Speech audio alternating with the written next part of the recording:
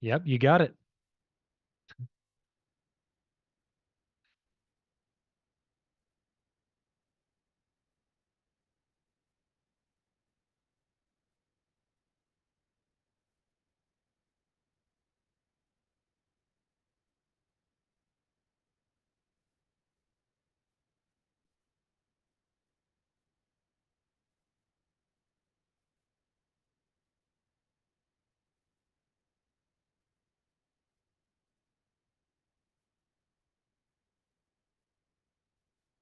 Yeah, so name's Jacob Kniffen. I'm on Twitter, X, whatever the heck we're calling it now, at Jacob Kniffen, and then host of the Uncontested podcast, where we cover the Thunder and just kind of the NBA at large, but primarily a Thunder podcast. We've been doing the Uncontested since this is going to date me a bit. We started the Uncontested right before the playoff run with Russell Westbrook, Paul George, and Carmelo Anthony. So it's been going on for a while now. But yeah, just happy to be here and talking ball. Super excited for it.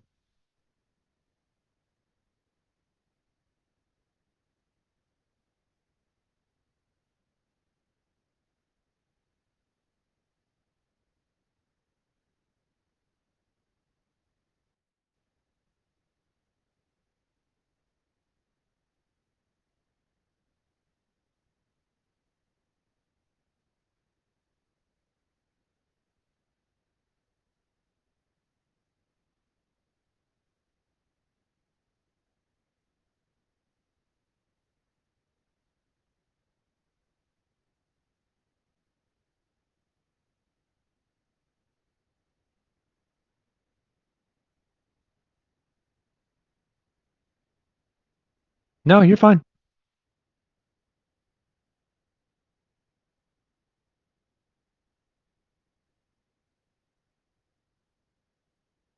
Workout. All right, we should be good now.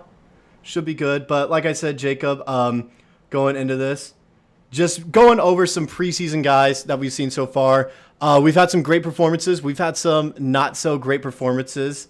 I think we know a certain guy that we've looked into that's kind of been a prolonged storyline now for the past what seems 3 4 years. He got drafted back in 2022.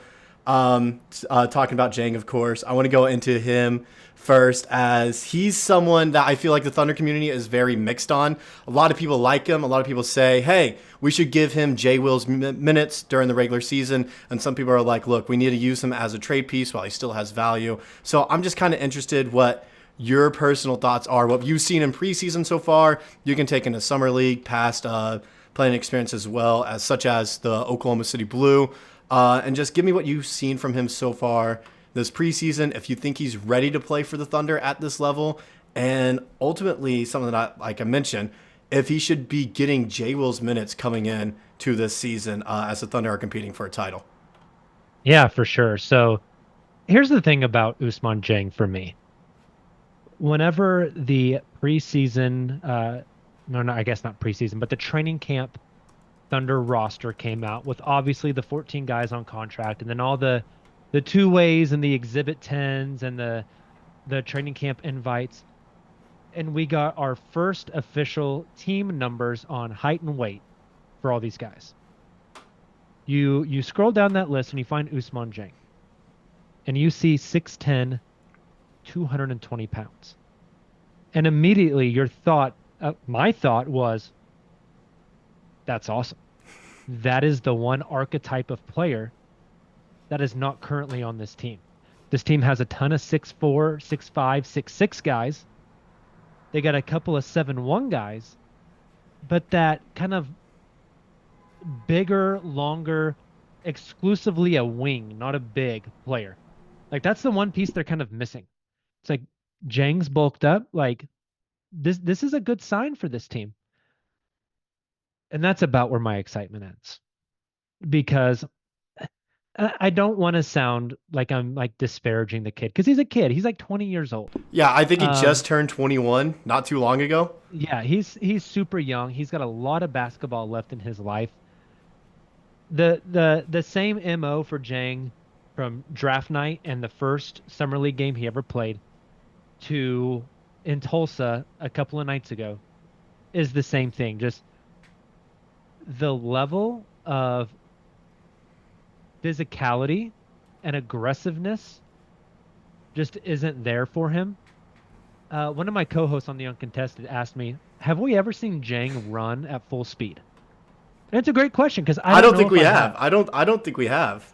Like, I almost get this sense of like timidness from him when he is on the court. Um, and I just think that where this team is at now, it's almost not fair for Dieng because he needs developmental minutes in the NBA. Like for me, like I don't know what else he's getting out of the G League. I think he needs developmental time in the league. But you are now on a team. Whenever he got drafted in 2022, I'm not going to sugarcoat. This team sucked. Like, It was bad. You're in Giorgio Kalazakis and Alexei Pokashevsky and Moses Brown, and now this team is like an overwhelming favorite to make the NBA Finals. There's just not a lot of opportunity for Dieng there. You asked, like, should Dieng get J. Will's minutes in the regular season? I am not trying to belittle the kid at all. Of the 14 guys on roster, you take away Nikola Topic, I would put Dieng at 13th on the depth chart. Like, okay. I would have Dylan Jones ahead of him. Yeah. I might put AJ Mitchell, the two-way, ahead of him right now. Just because of, you just watch them, they look like they're playing two different sports. Like, every time Dylan Jones is out there, I feel like if something starts to pop off, Dylan's going to swing on someone. And Dieng would run to the locker room and lock the door.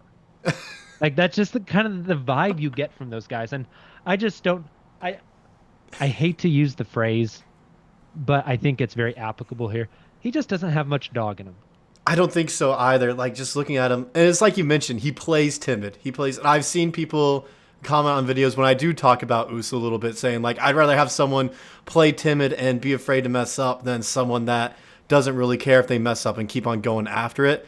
I think it's the opposite. Have the Kobe mentality. You have to. And, like, I keep on thinking of, like, being a collegiate athlete, having friends that are trying to make it at the pro level right now. They have the mentality is like, they don't care if they mess up. They're still going to go at it.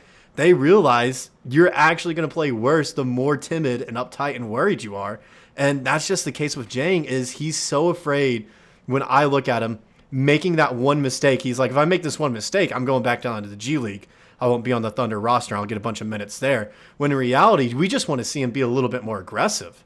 Yeah. He's 6'10", like you mentioned, 220 pounds. He should be trying to drive in all the time. And even on the defensive end, when I see it, he uses his athleticism very well when he gets beat off the dribble. Like that first preseason game, I saw him recover well and block 2 shots from behind using his athleticism there. But when he's going against other guys that are 6'10", 6'11", 7 foot, he looks weak. He looks scared down low a little bit. Especially on the drives to the basket.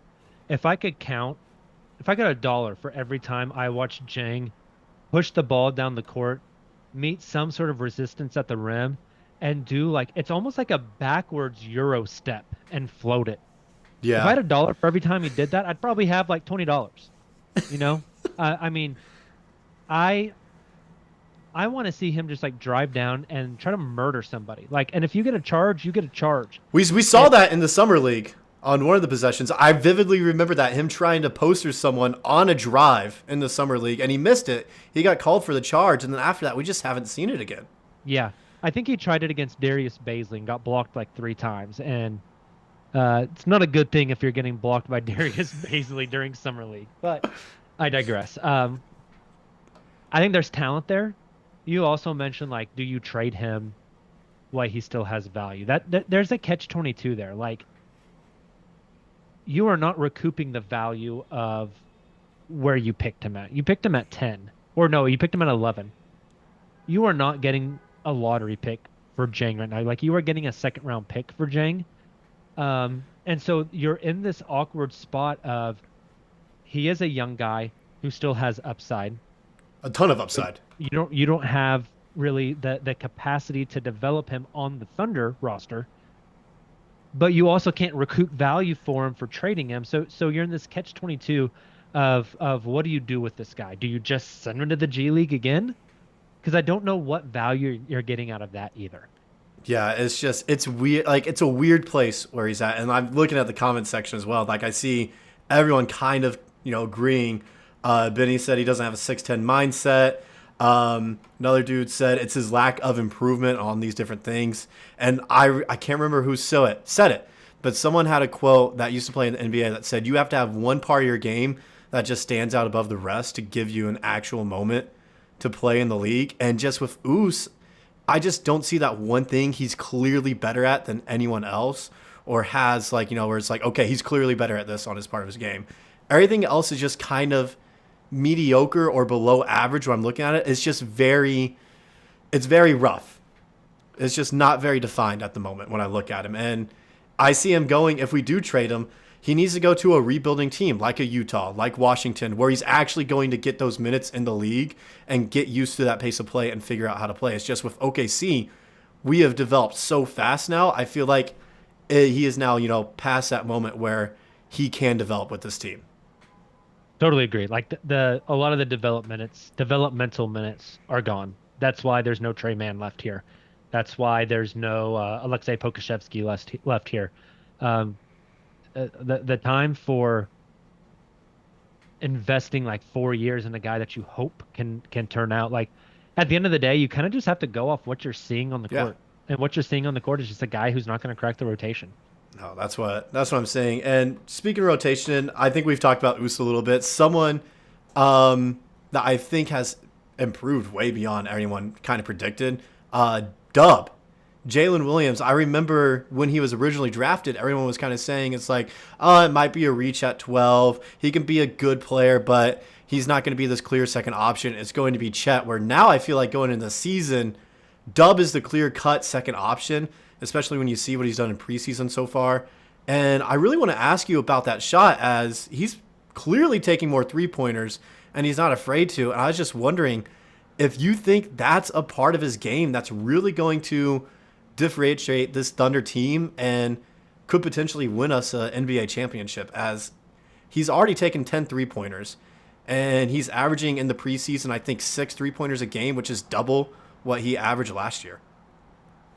Yeah, so he played the first half in San Antonio and the first half at home against the Rockets, and then didn't play in Tulsa against the Breakers. In the first game, he took 4 threes in that first half. In the second game, he took 6 threes in the first half. Like you mentioned, that's just a half of basketball. Last year, he averaged 3.4 a game. And I don't want to dive too into I know I got my glasses on, but I don't want to shove my glasses up and be the stats nerd. But 3.4 attempts last year at 43%. And to me, whenever I think of three-point shooting, there is this XY axis where you have number of attempts and you have percentage make, and you got to find that sweet spot where those two numbers cross. And coach has said as much. I would love to see Dub double those three-point attempts, even if it pulls that percentage down from 43 to 39. Because even if it pulls the percentage down, he is still such a threat from out there that when he is shooting more, he's scoring more points because three-pointers are worth more than 2. And it is drawing that defense out even more, which either gives him the opportunity to attack off the dribble, or it opens up that lane for cutters who he can pass to. And we know the Thunder just absolutely will cut you to death with this offense. You just mentioned the growth of him. I was in Vegas for Chet and Dub's NBA debuts. I was 4 rows off the floor watching those two guys come in and play. And I was shocked. It was against the Houston Rockets. And the Thunder put J-Dub on Jabari Smith Jr., giving up 6 inches of height. Yeah. And I watched J-Dub ride that dude like a dog. I mean, he was swatting his turnaround jumper. He had that man in hell. And then on the other end, he's cutting, he's dunking, he's hitting these little midi pull-ups. And it was in that first summer league game, you're just like, this guy's different. He's an athletic freak. He is different. The wingspan is absurd. The athleticism is absurd. I mean, I think you're absolutely right. I think we see J-Dub on the All-Star team this year. That's what I was thinking, especially if he's taking more three-pointers. I've been saying this for a little bit now. I think if he does double his three-pointers, truly takes over as that second option, shooting the ball more and just taking more attempts a game, I think we could see Dub averaging around 25, 5, and 5 a game, if that's the case. That's absurd. That's absurd. And I think the assists will go up as well, because I'm going to be really honest with you. With Josh Giddey off the team, I think J-Dub is the best passer on the team. Yeah, I could see that. I honestly do, especially live ball passing. Not, I think Hartenstein is really good off like getting the ball at the elbow and being able to survey and pass, but playing off the dribble in a pick and roll, I think Dub might be the best passer on the team. And now without Josh Giddey on the team, there are more on-ball reps available to guys like J-Dub and to guys like Chet and to guys like Cason Wallace. And I think you're going to see the playmaking of J-Dub also pop a little bit more this year, just with more opportunity. Yeah, I like how you mentioned Hartenstein as well. I have said this. If Dub can work on his chemistry and his timing with Hartenstein, I think that could be the deadliest duo on the Thunder. If you see Hartenstein come set a screen for Dub, him come around that, and now you have to decide as a defender, are you going to hedge and try to guard the three-pointer? Well, that gives Dub a lane to go into the paint. Okay, if Hartenstein's defender comes in and helps out guarding Dub, now you have a lob or a bounce pass to Hartenstein down low. Like, I think that could be the most unstoppable duo on this team if they can get their chemistry right and work together and figure out the right timing. I'm going to make a comparison here, and it might sound a little crazy, but I really think it's applicable. You mentioned building that chemistry, and that's going to take time. It's going to take time. But Dub, Hartenstein, as far as the style of player, as far as what they do well on a basketball court, and how they can utilize a two-man game, I think has the possibility to look eerily similar to a James Harden, Nick Collison two-man game that the Thunder ran off the bench for so long. Hartenstein reminds me a lot of Nick Collison, but in a Steven Adams body. Yeah. And J-Dub has a lot of a Harden game without the heliocentric black hole-esque mindset. I think that comparison could be pretty applicable for those two. I think so. I like that comparison. I've never really thought about that. I've seen the Hartenstein and Adams comparisons where, it's the same body. They're huge dudes. They're heavy screeners. But I've never thought of him as like a Nick Collison kind of guy coming off the bench there. Yeah, the screens, the backdoor passes, the being able to survey and hit cutters and play from that high post. To me, Hartenstein is a lot of Collison game in a Steve-O body. Yeah, no, which is just an absurd comp. That is absurd. Nick Collison, arguably my favorite Thunder player of all time, but only guy with the jersey in the rafters. Only guy with the jersey in the rafters. Should be Russ coming up soon, but I'm glad you brought up Hartenstein. That's the next guy I really wanted to talk about.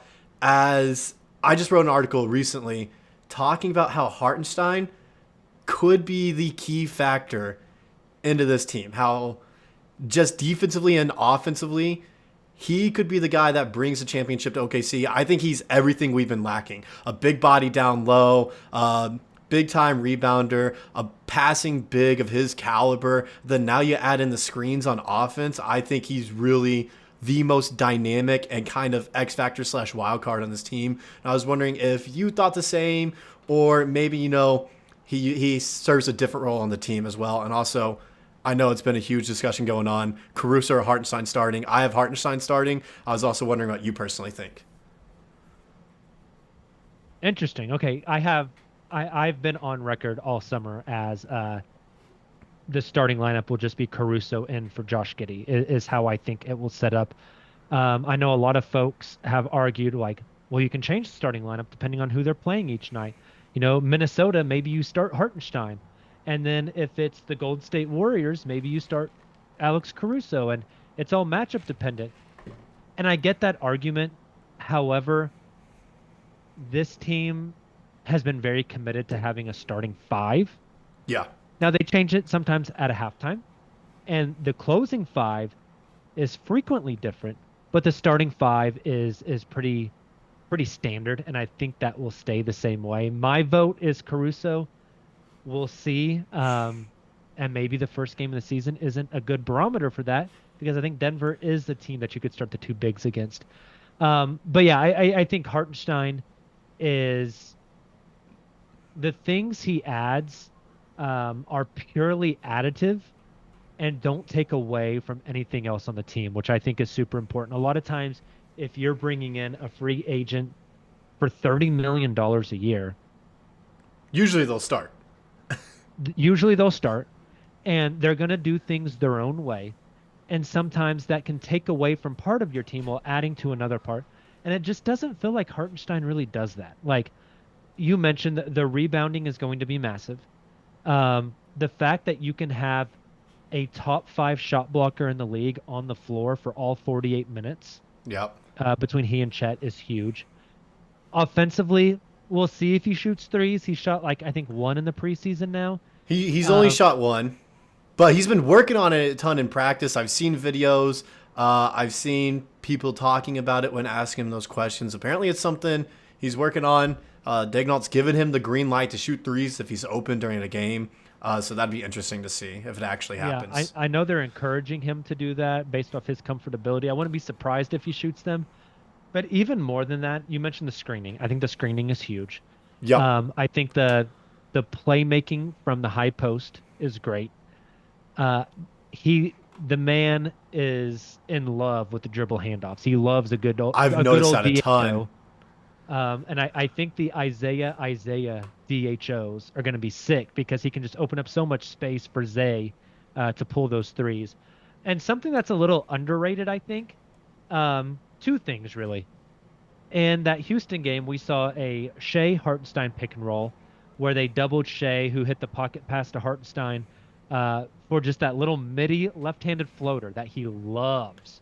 It's a deadly floater. Surprisingly, he has that down to a T. Yeah, he's really good at it. But the other thing is when he rolls, he can also just serve the purpose of like essentially blocking out and opening the lane for our other guys to get there pretty unhindered for layups. You don't really have to worry about the rotating defense on the backside because Hartenstein is so big, he can essentially serve as a lead blocker on some of that pick and roll stuff. But you don't have to lob it to him. He can just get downhill and basically clear the lane for you. Yeah. So I love those aspects of what he does. I mean, the play of the preseason so far is Alex Caruso feeding Hartenstein at the free throw line extended. Caruso throws a dummy screen, slips down the lane. Hartenstein throws this sick like behind the no head pass. Oh my God. I mean, when your chemistry is already clicking like that with two new guys in the preseason, you got to feel pretty good about what you're putting on the court. Yeah, no doubt about that. And it's just Hartenstein. He just like I mentioned, the one part of the Thunder's offensive game that I feel like we were just definitely lacking last season, and some of that is due to Chet being 7'1". Last year he was 210 pounds, I believe. I think so. At the start of the season. 215. He's up to like 222 now. He's up to 222. I saw him over the summer when I covered his basketball camp he did, and I could tell he put on some muscle.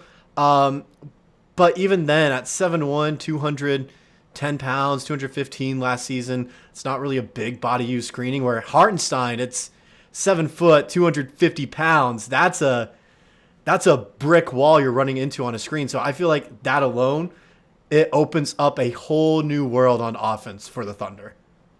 Totally agree. And when those screens are so hard to get around, it opens up space on the backside for guys like Shai and Dub to shoot some of these off the dribble pull up threes that we've been seeing in preseason and shooting them with less contest. And I mean, small sample size, I know, but they look pretty damn good. He looks good. It's just all of a sudden also I keep on going back to that San Antonio Spurs game immediately when it was a weird starting lineup, seeing Us in there, starting practically playing the 4 with, I believe it was Wiggins starting as well, if I'm remembering correctly. I think that's right. And then immediately, as soon as you saw Hartenstein and Caruso come on the floor with Wiggs, Chet, and Dub, all of a sudden the energy shifted. You could tell momentum just changed in favor of the Thunder. And Caruso definitely played a part into that. I think it was more defensively his part he played. As you could see, just all of a sudden, no one could get past Caruso or Dub out on the perimeter. But offensively, that's when you notice the Thunder started to go on a tear a little bit. Dub started getting more open threes, some mid-range shots. The behind-the-look pass to Caruso there. Hartenstein setting screens for Chet Holmgren so Chet can have a lane to attack. I just think that right there, it opens it up where the Thunder averaged 122 points a game last season to where just this alone now, there's no holes offensively. You could see them average close to 130, and that might be a very hot and bold take. Well, and also the fact that you can just run a pick and roll where the 7-footer is setting a screen for the other 7-footer is just stupid. You can't guard that. And that 7-footer can also shoot the 3 ball pretty well. Yeah. And so, but speaking of that other 7-footer, I did mention he can shoot that 3 ball pretty well. Going to Chet now. It's been a little bit concerning, I will say, watching his 3-point shot so far in preseason. I was wondering if you're feeling the same way about that as well. I mean, it hasn't looked great. I know the pre-work San Antonio video like went viral, and J-Dub had to come out on social media. Like, that's not his shot. It's just a warm-up practice type thing to work on getting more arch on the ball. I mean, we know he's trying to work on his shot, rework his shot. If you go back and you watch, I specifically go back and I look at that Philadelphia 76ers game in Paycom Center at the beginning of last season, and then you go and you look at games after the All-Star break. The lift on Chet's shot changed dramatically. You could tell the dude was tired. Yeah. And lift and arch on the shot are like two of the biggest things you can do to help the ball go in the basket. And so I think he's in year 2. Like, it's going to be a process. I do think he is a good shooter. I don't think there's much to worry about. It is a very small sample size. If we get to February and he's shooting 25% from 3, yeah, maybe then we have an issue. But I think he has gravity. I think they will go in. I think right now I'm just going to chalk it up to a small sample size. That's kind of where this is coming from. I think he'll be fine. Yeah, I hope he's fine as well. The 3-point shot, like I mentioned, that pre-workout video, pre-game video of him shooting it practically one-handed. I know that went viral. A lot of people just were overreacting to it. And then the very few people that actually, I don't want to say know basketball, but have played it before, know that's just a little drill that you do to help get, not use your guide hand as much when you're shooting the ball. So I wasn't really worried about that. But some other things I've noticed, his free throw as well, just his shot in general has seemed just a little bit off. I remember that Houston Rockets game, he started off 1 for 4 from the free throw line. And that had me a little bit concerned. I was like, okay, this isn't normal. Usually he'd go like 3 or 4 from the line. I understand he's tall, but he's a great shooter just in general. And so it just had me a little bit worried, a little bit shocked that he was just shooting the ball that poorly, especially against the Houston Rockets that night. For sure, yeah. And, I mean, it's fair. He started 1 of 4 and then finished 3 of 4 on his next 4 or something like that. 4 of 4, I think so. So it's hard to say. Like, if someone says, oh, this is a little concerning, like, I can't argue against it. Yeah. If someone says it's preseason, none of this really matters, I can see that argument too. This is one of those conversations that I would like put a pin in and revisit in a couple of months. Yeah, wait until the end of like November when we have around 20 games in and see if it's still a reoccurring thing. I don't think it will be. I think But by it does then, give you cause for concern. Like I it get does. that. Yeah, it gives you cause for concern. The reason I'm not worried is we have the best shooting coach in the league in Chip. And so at the end of the day, he'll have some way to figure it out. I mean, you saw when Giddey was still on the team, you saw what he was doing for his shot progressively each year. He's becoming a better free throw shooter, 3-point shooter. And that's something I'm interested to see with Nikola Topic as well, as that's really all he can do is just shoot, stationary shooting, a little bit of moving around, catch and shoot there. And so the one thing that is for sure certain is at the end of the day, I think his shot will end up being fine just because of who we have as a shooting coach. Definitely. And progress isn't always linear. Like No. the shot maybe takes a step back to take a bigger step forward later on. Like that's totally fine as well. Yeah, no, that's fine as well. And this can be our last thing because I know you probably got to get going soon. We've been on here for a little bit. I mentioned Topic, but I want to talk about the two other rookies so far as they've kind of been balling out in preseason. They did very well in the summer league as well. A lot of people are saying like Dylan Jones was still draft, getting him at 26 was great value for him. And I just been wondering, from what you've seen from them so far, summer league and preseason really being the only games we've seen at the NBA level, who are you liking more out of Jones and Mitchell? And do you think any of those guys can get actual rotation minutes this season? It's a great question. Making me pick who I like more is like trying to make somebody choose like their favorite child. You love them both. You love them both. Both very different types of players. As far as getting rotation minutes, I almost want to say AJ Mitchell, just as like the ball handler off the bench, maybe. I think Dylan Jones is good. I wonder if he'll be like maybe a step slow against like elite NBA competition. Yeah. The Thunder they have this weird interest in taking these 6'4", 6'5", 6'6", like stockier, almost like undersized playmaking power forwards. Yeah. Late in the draft just to see if it'll work. Like Keontae Johnson was the last one. Before that, they had like Deontay Burton. They've gone through like a handful of these types of guys, and it feels like Dylan Jones is the latest in that model that they're hoping to hit on. His pull-up game looks really good in the preseason. The jumper looks awesome. The live ball passing has been really good from DJ. The rebounding has translated about as well as you would hope it would from college. Still leaves you a little bit desired defensively. Tries to draw some charges. I don't know how quick he is. He's at this kind of weird intersection of he's maybe not quick enough to guard like 2s, 3s, but he's maybe not strong enough or tall enough to guard like the bigger 3s/4s. So he's kind of the bad tweener defensively compared to like being like a good tweener defensively. Yeah. But his mindset, his perspective has been incredibly impressive to me. He is a very well-spoken young man who just his perspective on life and on basketball, it aligns with this team so well. Yeah, I think when you mention... I love him. Yeah, when you mention his just perspective on life as well, it reminded me of when he could enter the draft in 2023.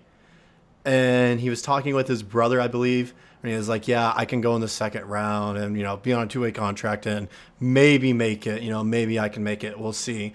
And his brother said, why not just go to college one more year and prove that you can make it in that season? And that's what he did. It showed maturity of recognizing, like, I need to work on it more before I can actually make it and be the best I can going into the league. And that's another reason I like him. And I will say, I love them both. AJ Mitchell reminds me of Aaron Wiggins a little bit when he plays, doing everything very well. I kind of see that from him. Athletic, has good speed, has a good shot, good IQ, does well defensively. Dylan Jones, the reason I like him more, and this is just personal preference, I love athletic freaks. I just do. Athletic specimens. He has these go-go gadget type of arms when I look at him. It's like a 7'2" wingspan and a 6'5" body. And that's something I just love about him. And it shows when he's rebounding, having that reach, it can help out defensively. And that's purely the reason I prefer him a little bit over AJ Mitchell. But I can see the case for both of them getting rotation minutes this year. I can see both cases. For sure. Now, I don't think they're going to, either of them are going to be like top 10 in the rotation. No, 11, but, 12. Yeah, seeing them get time, though, will not shock me at all. They've both been very impressive, and the Thunder made moves to move up the draft board to get both of those guys, so they clearly value them. Yeah, they clearly value them. And just being honest, I mean, trading those 5 second-rounders to get up and get Dylan Jones, we already had, I think, 23 second-rounders going into that draft. Went down to 18 after trading those away to the Knicks to get Jones. 18. Dang it. And then now we have like 12, 13 more first-round picks.